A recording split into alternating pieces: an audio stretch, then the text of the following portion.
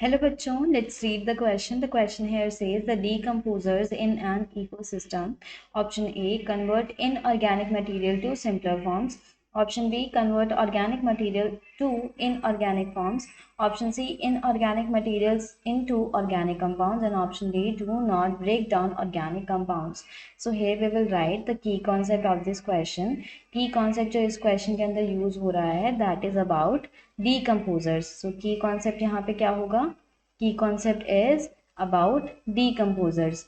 Decomposers करते क्या हैं? ये किसी भी फूड चेन के अंदर जो सबसे पहला ट्रॉफिक लेवल होता है दैट इज प्रोड्यूसर, उस प्रोड्यूसर को फूड प्रोवाइड करने में हेल्प करते हैं. अब ऐसा कैसे पॉसिबल है? What they do here is, क्या करते हैं ये लोग decomposers, these organisms convert, क्या करते हैं? कन्वर्ट कर देते हैं जितना भी ऑर्गेनिक मटेरियल प्रेजेंट होता है, जितना भी ऑर्गेनिक मटेरियल होगा उन सब को किस में कन्वर्ट कर देंगे?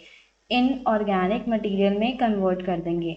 अब करते क्या है ये बायोलॉजिकल प्रोसेसेस नेचुरली जो नेचर में प्रेजेंट है उन्हीं की मदद से. डीकम्पोजर्स का मैकेनिज्म ही इस तरीके से होता है कि जितने भी खाना इनको दिया जाता है वो सब ये डीकम्पोज कर देते हैं. इनका रहने का तरीका ही ऐसा है, कन्वर्ट करते हैं ऑर्गेनिक मटेरियल को. ऑर्गेनिक मटेरियल में क्या क्या आ सकता है? Dead leaves, dead leaves, dead bodies, dead organisms. So ये क्या होते हैं कि जितने भी ऑर्गेनिक मटेरियल होगा उन सबको इनऑर्गेनिक फॉर्म में तोड़ देते हैं. फॉर एग्जांपल कार्बोहाइड्रेट्स को ये कार्बन के कंपाउंड्स में ब्रेक कर देंगे.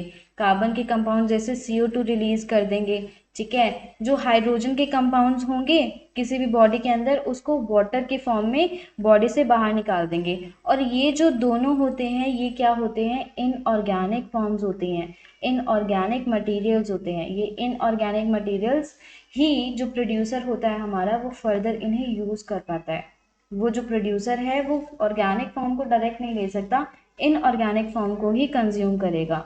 सो क्वेश्चन में देख लेते हैं एक बार options. First is convert inorganic material to simpler forms. So ये गलत हो जाएगा, इनऑर्गेनिक मटेरियल को कन्वर्ट नहीं करता.